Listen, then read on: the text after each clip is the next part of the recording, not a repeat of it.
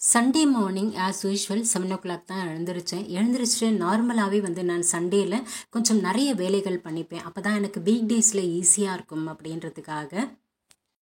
போன வீடியோக்கள் வரைக்கும் எல்லாருக்குமே லைக் பண்ணினவங்க, கமெண்ட் பண்ணினவங்க, சப்ஸ்கிரைப் பண்ணினவங்க எல்லாருக்குமே மிகப்பெரிய நன்றி. அதில் ஒருத்தவங்க சொல்லியிருந்தாங்க, டே இன் மை லைஃப் போடுங்க சிஸ்டர் அப்படின்னு சொல்லிட்டு.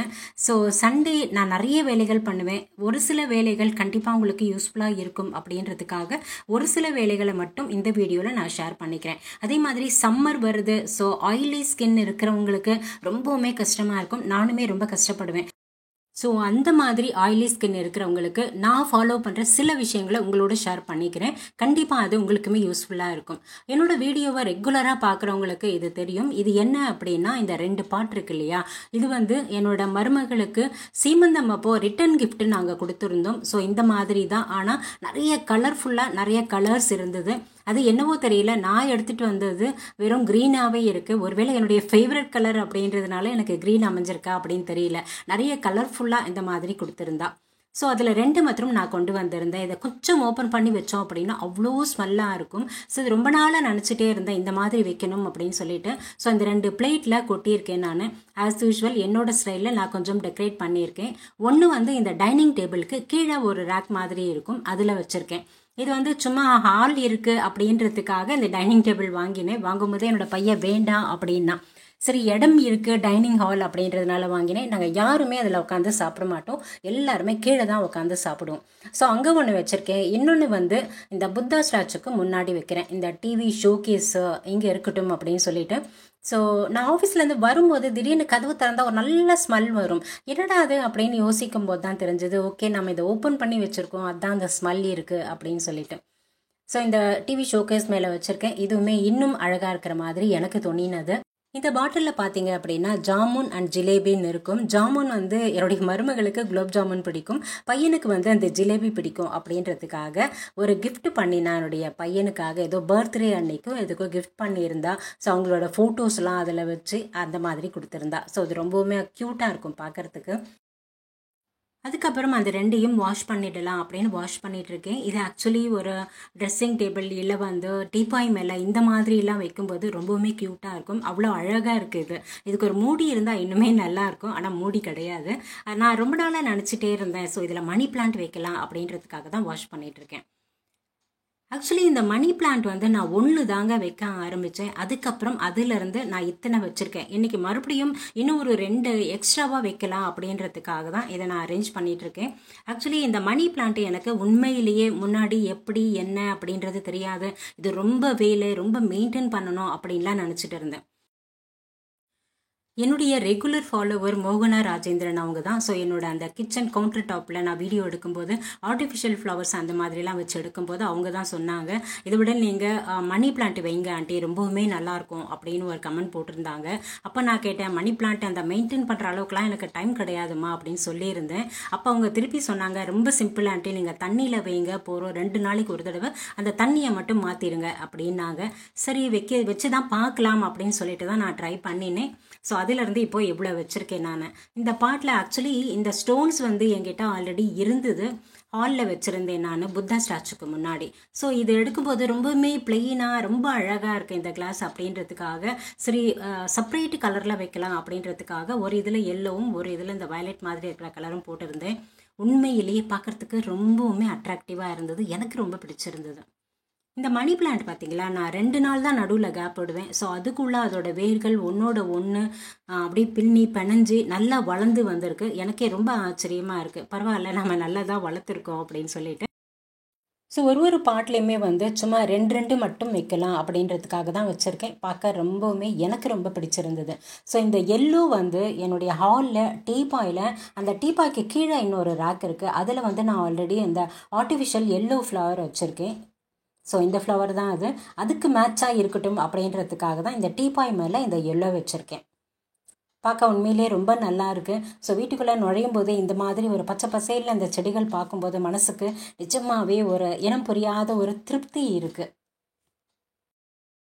2 நாளைக்கு ஒரு தடவை எப்போவாவது ஈவினிங்கில் எல்லாத்தையும் எடுத்து ஒன்றா வச்சுட்டு எல்லாத்தையும் கீழே வச்சுட்டு அந்த தண்ணியெல்லாம் ஊற்றிட்டு மறுபடியும் அதை வாஷ் பண்ணிவிட்டு அதில் ஆர்ஓ வாட்டர் ஊற்றிட்டு மறுபடியும் அந்த செடிகளை எடுத்து வச்சுருவேன். அவ்வளவுதான். மேக்ஸிமம் ஒரு 10 மினிட்ஸ் ஆகும் எனக்கு இதை மெயின்டைன் பண்ணுறதுக்கு. ஸோ உண்மையிலேயே என்னுடைய ஃபாலோவருக்கு மோகனா ராஜேந்திரன் அவங்களுக்கு தான் கண்டிப்பாக நான் தேங்க் பண்ணணும். ஸோ இந்த கலர் வந்து அந்த டிவி ஷோகேஸ் மேலே வைக்கலாம் அப்படின்னு சொல்லிட்டு அந்த புத்தா ஸ்டாச்சு, விநாயகர் எல்லாமே இருக்குது. அங்கே இந்த மாதிரி ஒரு செடி இருந்தால் நல்லாயிருக்கும் அப்படின்னு சொல்லிட்டு அங்கே வச்சாச்சு. நான் உண்மையிலேயே பார்க்குறதுக்கு ரொம்ப அழகாக இருந்தது. ஸோ நிலவாசலுக்கு நேராக தான் இது இருக்குது. அந்த நிலவாசல் திறக்கும்போது அந்த ஆஃபீஸ்லேருந்து வந்துட்டு அந்த கதவு திறக்கும்போது அதை பார்க்கும்போது இந்த ஸ்மெல், அதுக்கப்புறம் இந்த செடிகள், இதையெல்லாம் பார்க்கும்போதே மனசுக்கு வந்து நிஜமாக அவ்வளோ நிறைவாக இருக்குது.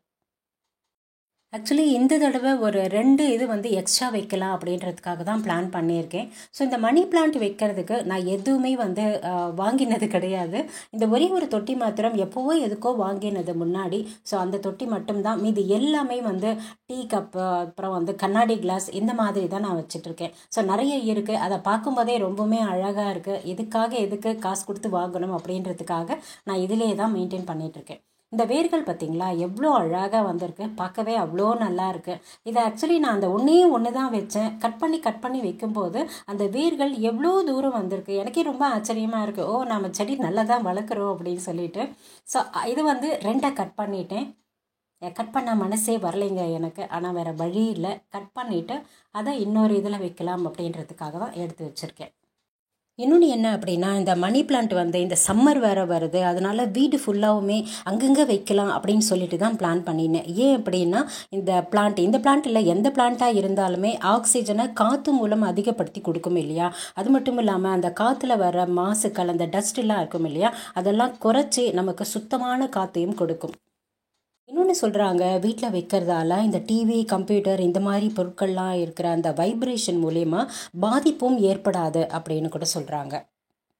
நான் என்ன நினைக்கிறேன் தெரியுமா, இந்த செடியோட இலைகள் வந்து பார்த்திங்க அப்படின்னா அந்த ஹார்ட் ஷேப்பில் இருக்குது பார்த்தீங்களா.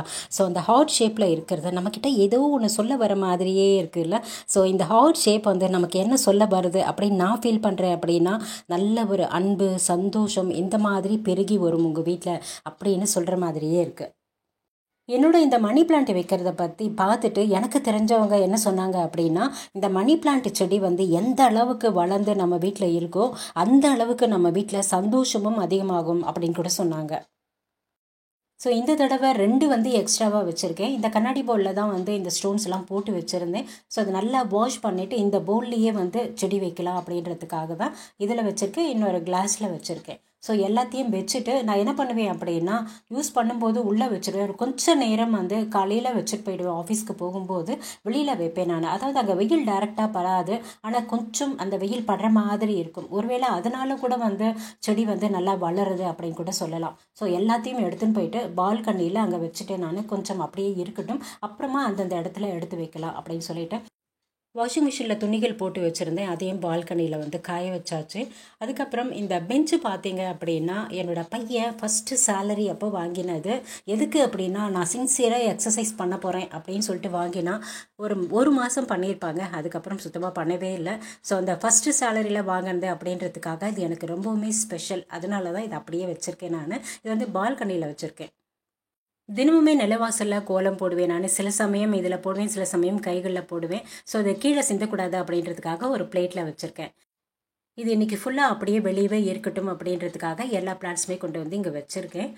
இந்த வெங்காயம் வந்து சின்ன வெங்காயம் உடம்புக்கு நல்லது, அதுவும் இந்த சம்மர் சீசன் வரப்போகிறது, அதனால் யூஸ் பண்ணால் நல்லதுன்னு வாங்கினேன். ஆனால் தினமுமே நம்ம சமைக்கும் போது ரொம்ப லேட் ஆகுது அப்படின்றதுக்காக அதை நான் யூஸ் பண்ணவே இல்லை. ஸோ நான் சண்டே என்ன பிளான் பண்ணினேன் அப்படின்னா, அந்த பூண்டு, வெங்காயம் எல்லாத்தையும் முறிச்சு வச்சிடலாம் அப்படின்னு சொல்லிட்டு தண்ணியில் போட்டு வச்சுருக்கேன். நல்லா ஊறின பிறகு எடுத்தால் நம்ம கொஞ்சம் ஈஸியாக இருக்கும் அப்படின்னு.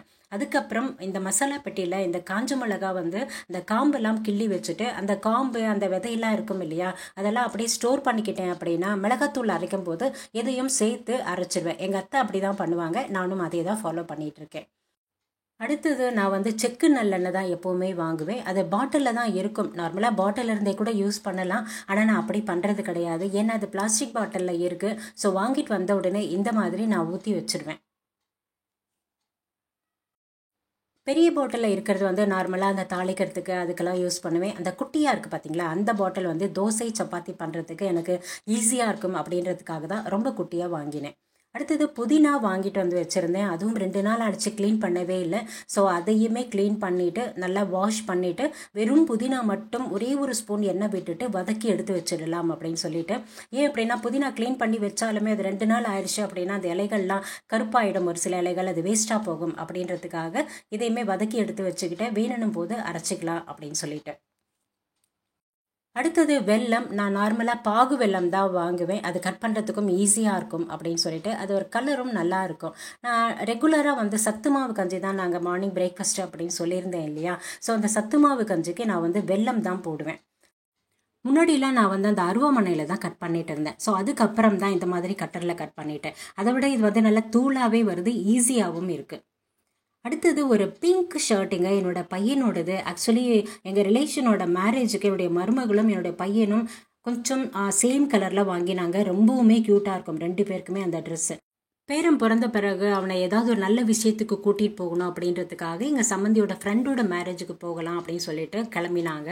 அப்போ இந்த ட்ரெஸ் எடுக்கும்போது இந்த ஷர்ட் எடுத்தா அயன் பண்ணினவங்க சும்மா நாஸ்தி பண்ணி வச்சுருக்காங்க, அங்கங்கே கரையாக இருந்தது. ஸோ அதை அப்படியே வச்சுட்டு போயிட்டான் பையன். அதனால் அதை நல்லா ஊற வச்சுட்டு வாஷ் பண்ணலாம் அப்படின்னு சொல்லிட்டு தான். அந்த சாரீ வந்து நானே ஸ்டிச் பண்ணினது தான். ஒரு பிளெயின் சாரீ எடுத்து பார்டர் தனியாக வாங்கி அந்த டிசைன் எல்லாமே நானே பண்ணினது தான். அதுவும் ரொம்ப நாள் ஆச்சு, சரி வாஷ் பண்ணலாம் அப்படின்னு கொஞ்ச நேரம் அப்படியே ஊறட்டும்னு ஊற வச்சேன்.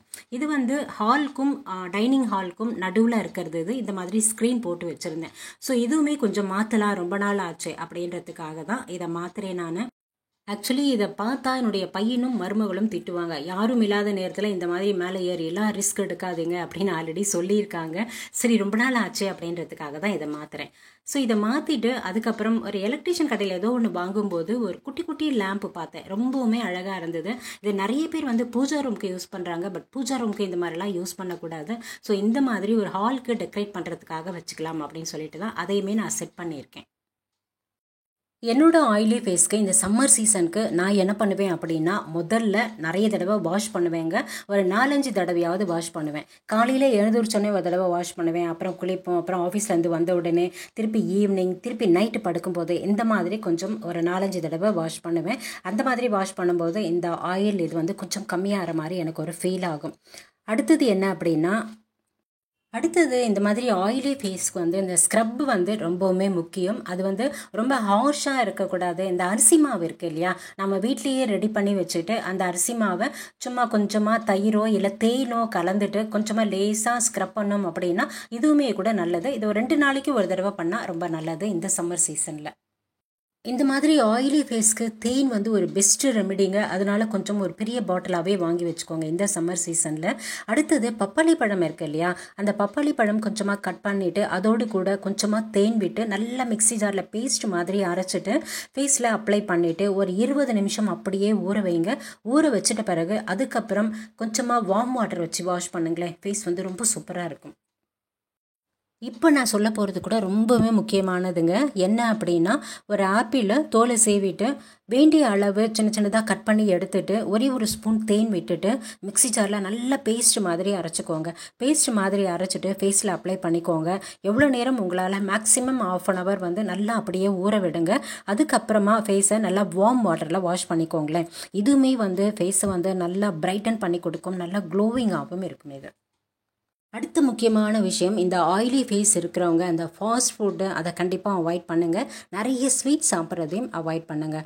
ஸோ இந்த நச்சுக்களை வெளியேற்றுறதுக்கு தண்ணி வந்து நிறைய குடிக்கணும். ஏதாவது ஒரு பழங்கள் சாப்பிடலாம். அதே மாதிரி பச்சை இலை, இந்த காய்கறிகள், அதாவது கீரை, இந்த காய்கறிகளை நிறைய சேர்த்துக்கணும். இந்த மாதிரி இருந்தால் இந்த சம்மர் சீசனில் ஆயிலி ஸ்கின் இருக்கிறவங்க ஓரளவுக்கு மேனேஜ் பண்ணலாம்.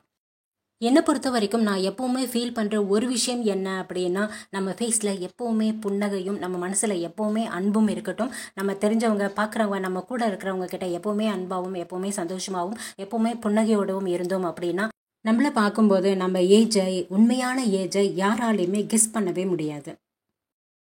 அதுக்கப்புறம் அந்த வெங்காயம், பூண்டு அதெல்லாம் முறிக்கிறதுக்கு எனக்கு 1 மணி நேரம் ஆச்சு. இருந்தாலும் வீக் டேஸில் நமக்கு ஈஸியாக இருக்கும், அவ்வளவே தான். ஸோ இந்த லைட்டையும் செட் பண்ணிவிட்டு பார்க்குறதுக்கு எனக்கு ரொம்ப பிடிச்சிருந்தது. இந்த வீடியோ கண்டிப்பாக உங்களுக்கு யூஸ்ஃபுல்லாக இருந்திருக்கும் அப்படின்னு நினைக்கிறேன். ஒருவேளை இதை பார்க்கும்போது யாருக்காவது அனுப்பினா யூஸ்ஃபுல்லாக இருக்கும் அப்படின்னு தோணினா கண்டிப்பாக ஷேர் பண்ணுங்கள். இன்னுமே என்னோடய சேனலை சப்ஸ்கிரைப் பண்ணலைன்னா மறக்காமல் சப்ஸ்கிரைப் பண்ணி வச்சுக்கோங்க. தேங்க்ஸ். பாய்.